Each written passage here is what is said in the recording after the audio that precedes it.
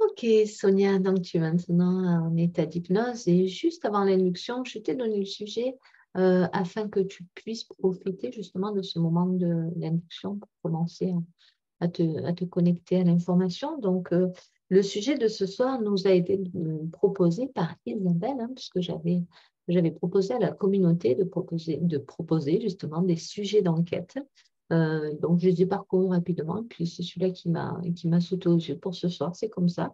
Souvent, je suis à l'écoute de la vibration. Donc, merci à toi, Isabelle. Donc, la fin de vie, Sonia, est-ce que c'est écrit par avance ou pas? Qu'est-ce qui se passe lorsqu'on meurt? On va aller voir un peu toutes ces questions. Est-ce que l'âme quitte le corps avant le départ du corps physique? Enfin, en tout cas, de la manière dont il peut être observé sur Terre. J'espère que c'est clair ce que je dis. Est-ce que voilà, est-ce que c'est programmé? Est-ce que c'est décidé? Si oui, pourquoi? Comment? Quels sont les enjeux? L'impact sur l'entourage? Est-ce qu'il a un rôle à jouer aussi là-dedans? On va aller voir tout ça, Sonia. Et dans un premier temps, qu'est-ce qui est venu, toi, pendant la montée vibratoire, pendant que tu entrais dans cet état de transe hypnotique? Quels sont les éléments qui ont pu venir à toi? L'image, le mot, quoi que ce soit, sans rien forcer naturellement comme ça? Est-ce qu'il y a déjà des choses que tu as pu capter? C'est plutôt un ressenti.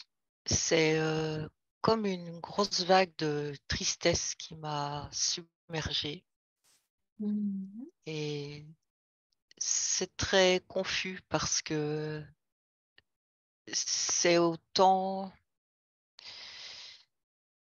de la personne, de certaines personnes, en tout cas tout le monde ne part pas dans la tristesse, mais ça semble avoir un rapport plutôt avec la tristesse de quitter les siens. Et donc cette tristesse, elle est aussi d'un côté comme de l'autre, celui qui part et ceux qui restent. C'est vraiment ça la première chose qui vient. C'est la tristesse de la séparation. Alors là, tu te positionnes d'un point de vue humain ou Oui, sur l'écoute de ton ressenti? Est-ce que c'est ton ressenti à toi ou est-ce que c'est une information que tu captes dans les terres? c'est ce que je capte. C'est D'accord. que c'est bien souvent comme ça que la mort est appréhendée, dans cette tristesse de la séparation.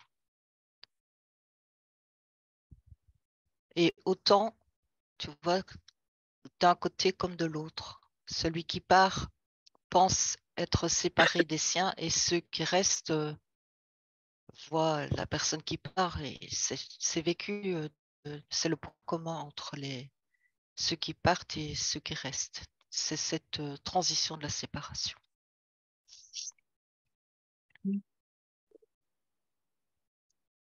Tu as employé le terme pense être séparé. C'est-à-dire qu'on est bien dans la croyance de la séparation. Oui, parce que c'est ce qui se superpose à cette image, c'est que c'est encore très imprégné dans la croyance Hum. que le départ est une séparation comme définitive. C'est pour ça que, oui, tout à fait. C'est une croyance et quand tu parles de ça, c'est comme si cette croyance, elle commence, euh, j'entends se ramollir, avoir moins de consistance, comme s'il y avait des failles dans cette croyance qui permet d'avoir une autre perspective sur le départ, une autre vision des choses de plus en plus. Ou déjà, voilà, comme si la plupart des humains commencent à entrevoir une vie euh, au-delà de cette séparation, une vie possible, même avec beaucoup d'interrogations, mais c'est, ça reste quand même quelque chose de rassurant. Ça me dit, oui, que c'est occupé d'évoluer dans les mentalités, dans le collectif. La vision de la mort est occupée de changer. Comment on peut, même si on, on croit, entre guillemets, en un monde subtil, même si on peut avoir, entre guillemets, encore des preuves de survie de l'âme à titre personnel ou de par ce qu'on a pu lire, tous les témoignages que l'on peut entendre, etc. Euh, Comment on peut quand même réussir à pas l'avoir, cette angoisse de séparation en tant qu'humain? Parce qu'au fond, on sera quand même enfin, on sera quand même séparés. Et non, on ne sait pas en fait, justement, comment c'est de l'autre côté. Si on prend un cas concret, euh, les personnes, par exemple, qui demandent des contacts défunts, elles se sentent bien séparées de leurs défunts. Oui, mais ce que je percevais tout au départ, c'était comme une séparation euh, définitive. Il y a encore des gens qui le pensent, Hein? que la séparation est physique, mais que l'âme s'éteint, qu'elle Oui. s'évanouit dans le néant. Tandis que là, cette perception est occupée de changer. Et bien entendu, il y a l'évidence qu'il y a la séparation de corps, de matière. On peut plus toucher la personne, on peut plus.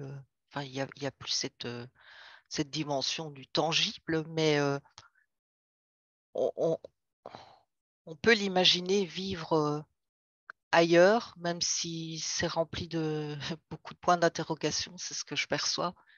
Chacun se fait ses propres projections, ses propres images de ce qu'est la vie de l'autre côté, mais ça laisse entrevoir que la conscience, le mot qu'on veut mettre dessus, est toujours vivante et que le contact est possible. C'est ça qui est occupé de changer fortement dans les mentalités, de savoir justement qu'on peut, par le biais de médium ou par sa propre perception, ressentir des choses et c'est comme un côté rassurant. Quelquefois, simplement pendant son sommeil aussi, on peut rêver d'une personne, d'ailleurs vivante ou décédée, mais qu'on ne voit plus pour X raisons, et ça peut faire du bien de passer du temps pendant son sommeil avec cette personne, cette rencontre, et même on peut se toucher, ça peut devenir presque palpable. Oui, parce que ça me dit que c'est souvent par ce biais que les défunts viennent chercher le contact. C'est par cet état, j'allais dire, de rêve, et en même temps, ça me le met entre guillemets, comme si c'était pas vraiment un rêve, mais parce qu'en réalité, il y a vraiment rencontre sur un autre plan. Et ça me dit que la personne qui vit ces instants et qui s'en souvient à son réveil est comme vraiment convaincue à l'intérieur de son cœur que cette rencontre était une rencontre réelle, toujours entre guillemets, et non pas un rêve, une projection. Il y a Ah, ok. vraiment quelque chose que l'on ramène de cette rencontre.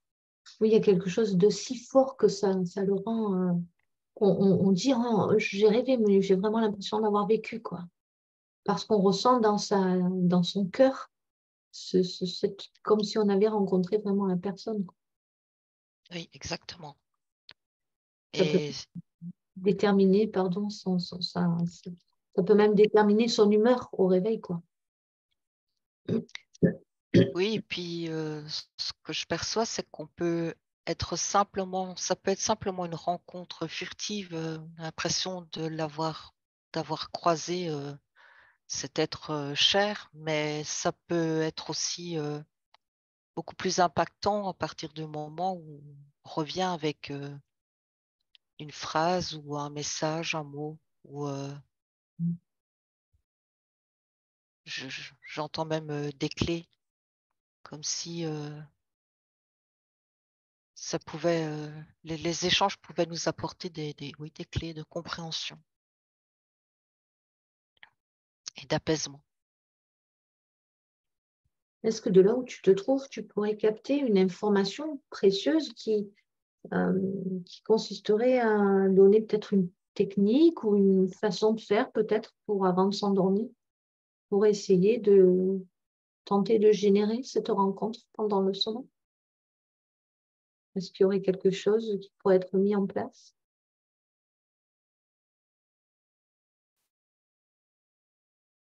J'ai plus cette impression que c'est c'est un moment qui est choisi par les deux parties, par notre conscience et la conscience du défunt, et que j'ai pas cette impression que c'est comme un rendez-vous organisé où on s'endort le soir en disant je veux te rencontrer cette nuit. J'ai plus l'impression que c'est quelque chose qui va se faire quand les deux sont prêts, quand c'est le bon moment, la bonne opportunité du rendez-vous. D'accord, ça se joue à un niveau inconscient finalement, c'est ça? Voilà, c'est plus ça que je perçois, oui. OK. Parce que le fait de vouloir, en fait, ça me semble être plus une entrave Mmh. que de se rejoindre. Il y a vraiment comme lâcher, oui, et mettre l'idée, voilà, d'un rendez-vous, d'un souhait, et laisser faire. Juste le permettre quoi, Voilà, heu, donner tacitement son accord pour, ce possible rendez-vous quoi. Ouvrir la porte, pour le dire autrement. c'est ça. Bon, comme toujours, hein, on part sur un sujet, puis finalement on suit, on se laisse guider par ce qui vient. Peut-être qu'il y a autre chose à dire sur cette piste-là ou je peux te proposer de revenir sur une autre piste? Parce que le sujet est si vaste. Oui, c'est ça, parce que ça me parle d'un coup des peurs, qu'il y a beaucoup de peurs aussi qui sont liées à cette autre dimension, cet autre monde, l'au-delà. Beaucoup de peurs, et que les peurs sont aussi un grand frein à cette communication.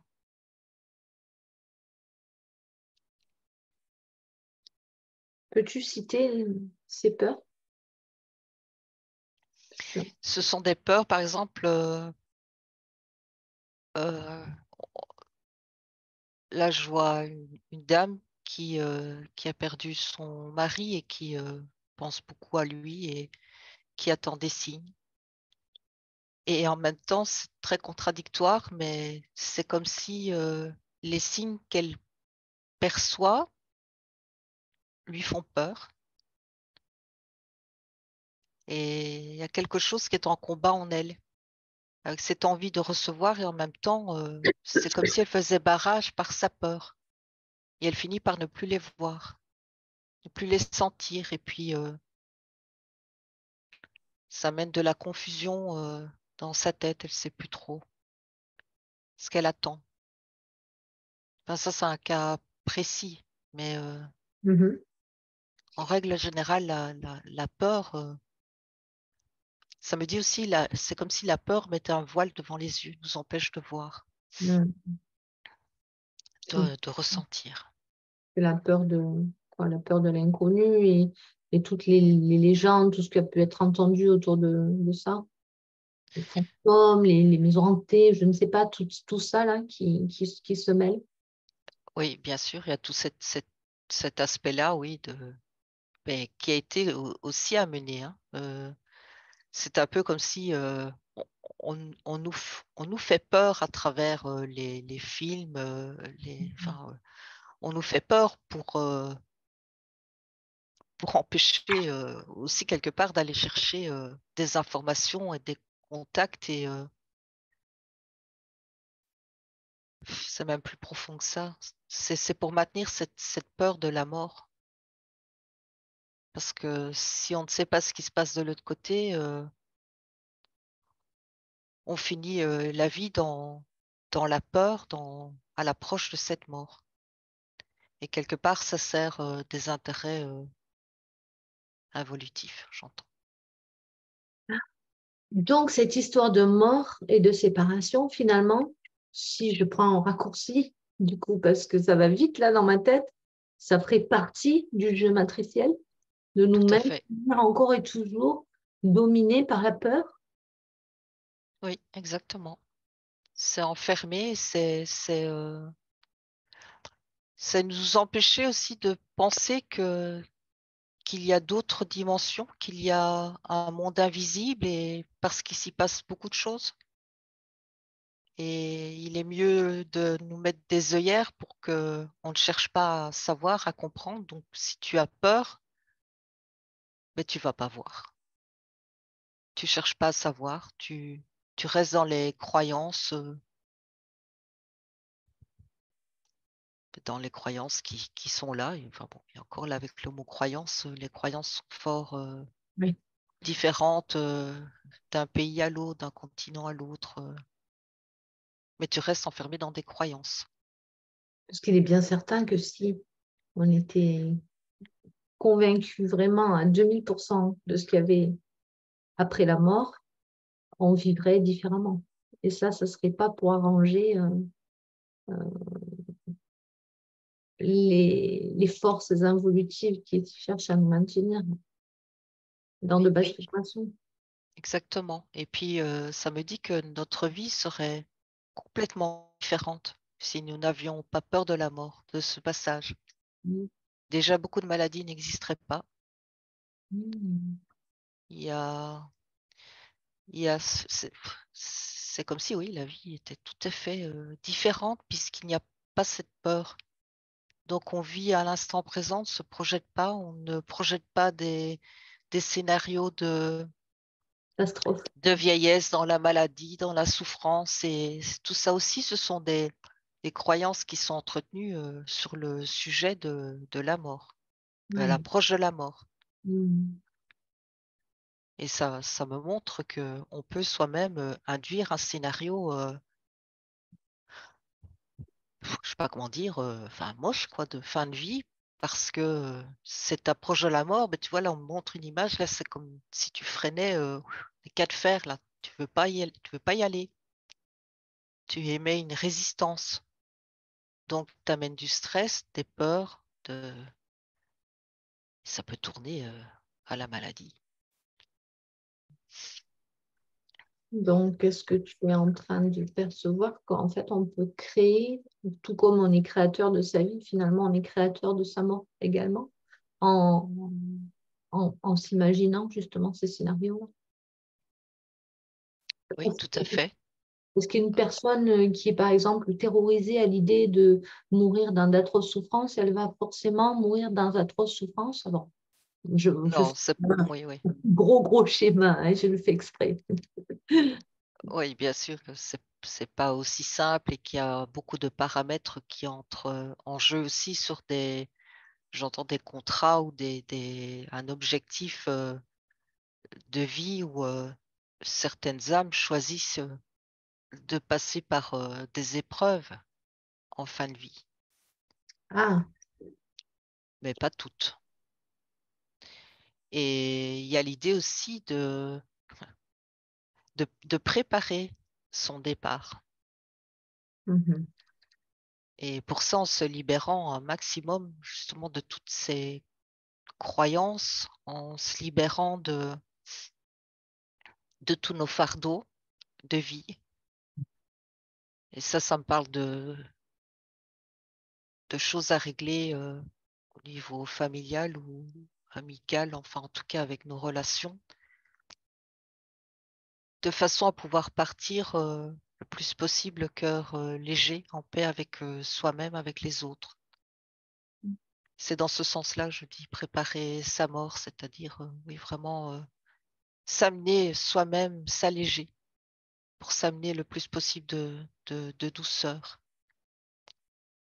Alors ça, c'est intéressant et justement pour aller plus loin, pour aller voir derrière encore les apparences finalement, est-ce que c'est quelque chose que l'on peut mettre en place sans s'en rendre compte? C'est-à-dire se rendre compte qu'on a envie d'apaiser les relations, voilà, de réparer. Peut-être on dit, bon, on arrive à un moment de sa vie où on a envie de réparer, voilà, d'avoir des relations apaisées, sans savoir que... Mais en fait, notre âme, elle sait qu'elle nous envoie, entre guillemets, la mission de faire ça parce qu'on va bientôt quitter. Est-ce que c'est possible, ça? Je ne sais pas si j'ai été claire. Écoute, je vais te dire ce que je vois et si c'est pas précis, tu me Oui. redirigeras parce que j'ai vraiment l'image de la personne qui, là, dans ce cas, se sent partir sans que la fin approche et qui fait venir des membres de la famille et qui livre un secret ou qui va, qui va dire quelque chose qui peut être, qui a été gardé peut-être par cette personne pendant de longues années et qu'elle a besoin de libérer. Mais je vois qu'en même temps qu'elle libère, elle libère aussi les enfants, elle libère la lignée de peut-être de secrets ou de choses qui sont lourdes et qui devaient être dites, exprimées. Et tout ça, c'est un phénomène qui est conscient d'une certaine manière parce que la personne sent qu'elle a besoin de se libérer de quelque chose pour partir, oui, effectivement, Mais elle ne plus sait pas léger. qu'elle va mourir à ce moment-là, on est d'accord? Elle le sent, si. Ah, Dans le cas de la personne là que j'observe, elle sent qu'elle va partir. Elle le pressent. Elle ne d'accord, sait pas si c'est demain, dans un mois, dans 6 mois, mais elle sent que elle le sent. Ça, c'est quelque chose, je ne sais pas d'accord. comment, enfin, qu'elle ressent. Ouais, Et que c'est le moment de dire il faut que je libère. d'accord. Mais ça, Mais c'est dans le cas où elle le pressent. Moi, ma question, c'était vraiment, est-ce quelqu'un de plus jeune, par exemple, qui est pas malade, qui est en santé, mais qui se met à faire même peut-être à ranger ses papiers, à faire, à réparer, à se réconcilier, à faire tout ce qu'il y a à faire, parce qu'elle sent qu'elle a envie de ça et qu'elle se sent plus heureuse comme ça. Est-ce que ça veut dire que dans le subtil, en fait, sans le savoir, elle prépare son départ ou pas forcément? pas forcément. Mais il y a aussi l'importance de la connexion qu'on a avec soi-même, avec ses parties lumineuses. Il y a des gens qui en sont complètement coupés, enfin, pratiquement coupés, qui sont là, je vois plus comme des robots qui fonctionnent, qui se posent même pas ce genre de questions. Hmm. Et là, c'est le jour où la machine, c'est comme une machine qui va s'éteindre, c'est tout. Et dans d'autres cas, oui, c'est au niveau subtil que ça se joue. C'est comme si des informations arrivent, mais il n'y a absolument rien oui, de conscient. Par contre, voilà, l'être est poussé à, de nouveau, j'ai ce mot, à s'alléger. S'alléger, un besoin ça me dit de regarder ailleurs, je ne sais pas pourquoi. Oui, de regarder ailleurs que, que, que plutôt d'observer sa vie normale. Oui, là, ça, voilà, j'ai une explication. C'est comme des gens qui sont poussés à aller acheter un livre et ils ont des explications, ils ont des pistes sur des prises de conscience qu'il est souhaitable d'avoir. Voilà, comme on dirait des synchronicités. Voilà, tu tombes sur quelque chose ou sur le livre qui va t'ouvrir, enlever un voile ou ouvrir ta conscience. Et ça, ce sont ben, comme des petits signes envoyés par notre conscience supérieure. Mais parce qu'elle se laisse guider, elle est connectée. Ok, très bien. est-ce qu'il y a... oui, donc la conscience supérieure, elle envoie des signes à la partie physique quand la fin approche, même si je parle en dehors de toute maladie.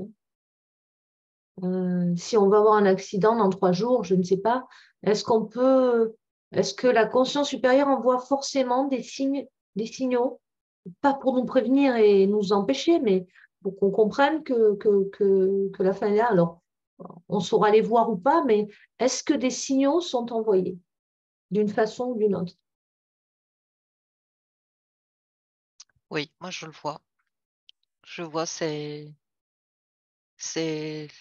comme, je vois comme du morse, des lumières qui s'allument, qui s'éteignent. Évidemment, c'est une image, mais ça me parle de signaux qui sont envoyés. Ça peut être envoyé dans les rêves aussi, des rêves, mais tout le monde ne s'en souvient pas non plus, mais ça reste quelque part de toute façon dans la conscience. Quel genre de signes on peut recevoir euh, qui peuvent, alors, je ne vais pas psychoter tout le monde, mais à quoi on doit être attentif finalement? L'idéal, j'imagine, serait de se dire, ben, tout peut être fini demain, de faire en sorte que, voilà, on essaie de vivre comme si c'était chaque jour comme si c'était le dernier, comme dit la chanson. Ça serait l'idéal, mais Oui, mais c'est vraiment ça. ouais. C'est comme si on pouvait ressentir, oui, à certains moments, ce besoin de paix intérieure, de sérénité. Et, et c'est là qu'on observe qu'il y a des choses qui sont dysfonctionnantes, des mots qu'on n'a pas dit, des actions qu'on n'a pas posées, il y a beaucoup de choses hein, qui viennent là, mais et c'est propre à chacun évidemment. Mais on peut ressentir ce besoin de mettre comme de l'ordre dans sa vie, effectivement, ou besoin d'aller voir quelqu'un qu'on n'a pas vu depuis longtemps et on se demande pourquoi. Ça peut, c'est très personnel.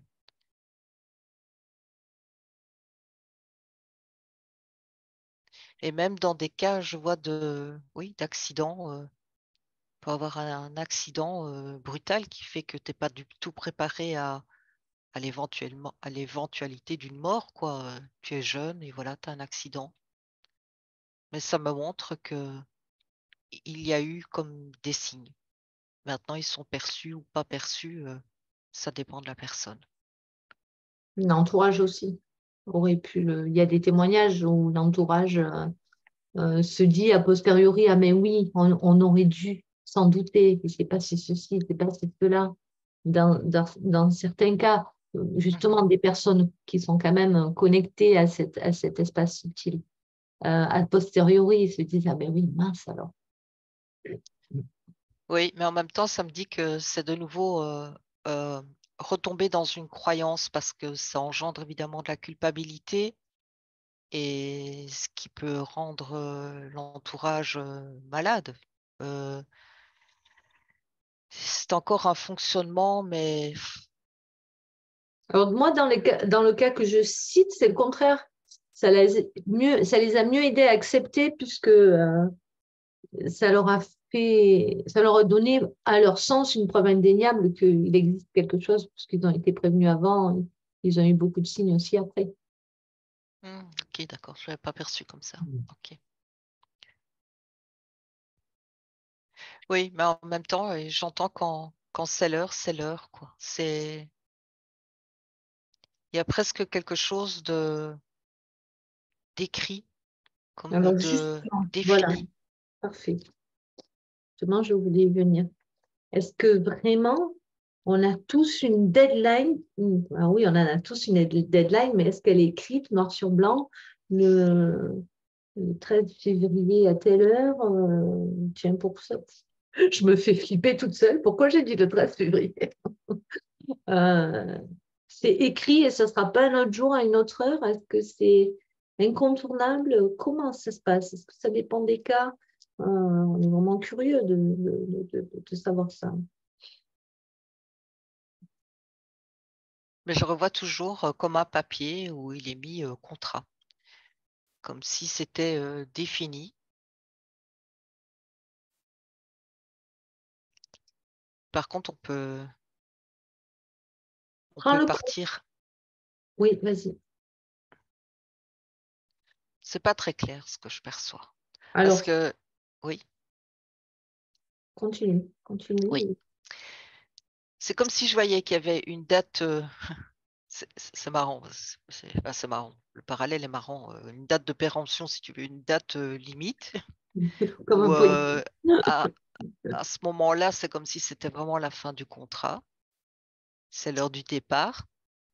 Mais qu'en fonction de ce que tu fais de ta vie, de tes choix, de tout ce qui peut impacter aussi ton corps physique, tu peux diminuer ce temps.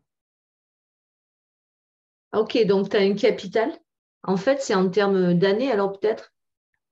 Par exemple, au départ, tu as une capitale temps, finalement. C'est pas une terme de date, alors c'est en termes de temps. Et tu peux l'agrandir ou le réduire suivant les choix que tu fais. Quelque chose comme ça. Je voyais plutôt le raccourcir, mais pas l'allonger, comme s'il y avait Ah, vraiment la date limite. Oui. d'accord. Donc, il y a la date butoir, mais tu peux le raccourcir si tu... Tu raccourcis si tu prends pas soin de toi, que Oui, tu as une hygiène de vie, enfin voilà, une vie partie brûle la chandelle par les deux bouts, quoi. ouais, exactement. C'est Mais le plutôt comme ça. rallonger, c'est impossible. D'ailleurs, c'est marrant, enfin, c'est pas marrant, non, mais il y a des personnes, on dit, elles n'ont jamais bu, jamais fumé, elles ont toujours mangé très sainement et puis elles ont un cancer des poumons ou de l'estomac. On se dit, mais pourquoi, hein. Alors que la personne à côté qui aura eu tous les excès, elle va mourir à 90 ans dans son sommeil. Ça arrive, ça, tout le temps. On n'est pas Oui, tous égaux. Après, c'est sûr, au niveau biologique. Mais néanmoins, c'est surprenant. oui. Et je vois autre chose aussi, un autre facteur qui est important, c'est aussi à un niveau subtil, les interférences qui peuvent aussi influencer. C'est-à-dire, tu vis avec une grosse interférence où tu es de plus en plus plombé dans ta vie, où ben, ça peut pousser au suicide alors que c'était pas nécessairement le choix de l'âme. Tu vois, c'est multiple. Là, on rentre dans les cas particuliers alors. Dans des cas particuliers, mais il y en a. Donc, prenons l'exemple d'une âme qui avait une date euh, limite, date de péremption. Moi, j'aime bien, on va le garder, ça. C'est tellement original. Euh, qui a une date de péremption et qui, je suis en train de penser, c'est original, enfin, c'est à double sens, ça peut être mal perçu, mais bon, pourquoi pas. On fait un peu du monde. Et donc, elle va être raccourcie parce qu'elle aura euh, vécu des choses, ou comme tu disais, des parasitages qui auront fait qu'elle va décider de mettre fin à ses jours avant la date. Donc, quel impact ça a sur l'âme dans ce cas-là? Alors, je vais dire c'est neutre. C'est presque comme si c'est une expérience. C'est un jeu. Du point de vue de l'âme, on recommence, on refait une expérience. Est-ce Je que la sens pas personne... ça comme un échec. Là, Mm. je prends un accéléré parce qu'il ne reste plus beaucoup de temps, mais il va falloir qu'on fasse d'autres chapitrages de cette enquête, je pense, parce qu'il y a vraiment tellement de choses. Je le dis à chaque fois, mais on perd le fil, mais vraiment, est-ce que la personne qui a mis fin à ses jours avant l'heure, donc forcément par définition, est-ce qu'arrivée de l'autre côté, je schématise encore, elle se dit oh, ben tiens, là, elle a connaissance de ce qui était prévu pour elle, sa date de départ, et elle se dit oh, ben tiens, il me restait 10 ans à tirer, j'ai bien fait de partir, ou, ou oh, ben finalement, j'aurais dû partir dans 3 jours, donc à 3 jours près, c'est pas très grave. écrasé par un camion. Comment ça se passe? C'est aussi léger que ça ou ça dépend des cas, j'imagine. Oui, parce que j'ai pas une réponse générale. C'est vraiment cas par cas. C'est selon la conscience, ce que l'âme peut, enfin la conscience qui part peut appréhender dans sa compréhension. Il y a même des gens qui partent et qui ne se rendent même pas compte qu'ils sont morts. Donc, enfin, il leur faut un certain chemin avant de se rendre compte qu'ils sont de l'autre côté. Ça, c'est bien Donc, une preuve qu'il n'y a pas de séparation. C'est bien une preuve qu'on n'est pas séparés. c'est ça, c'est un autre plan, mais la conscience pense toujours être là et continue à fonctionner. Elle est comme dans un brouillard, mais donc là, il n'y a pas du tout de ce genre de prise de conscience. Ça me dit qu'il y a un chemin à faire par la suite, Hmm. mais qui est tellement individuel parce que on est unique dans notre être est unique, donc il n'y a pas de formule générale de comment ça se passe par la suite. Le chemin peut être très long, comme il peut avoir des compréhensions fulgurantes, j'entends, quand on s'en va, quand on part. Ouais. Par contre, ce que tu as perçu, toi, c'est que, en tout cas, il y avait une date de départ qui pouvait être raccourcie suivant les choix que l'on fait pour prendre soin ou non de ce véhicule qui est notre corps, mais elle ne peut pas être rallongée. Il y a un moment, c'est prévu, on quitte le game. C'est ça? C'est comme ça que je le perçois, oui. Alors, bien sûr, j'ai encore plein de questions. J'ai pris des notes, mais on va devoir s'arrêter là pour aujourd'hui, Sonia. Et puis, cette fois-ci, j'ai vraiment tout noté, donc on y reviendra la prochaine fois pour continuer ce volet d'enquête sur la fin de vie. Merci beaucoup, Sonia. Merci Astrid.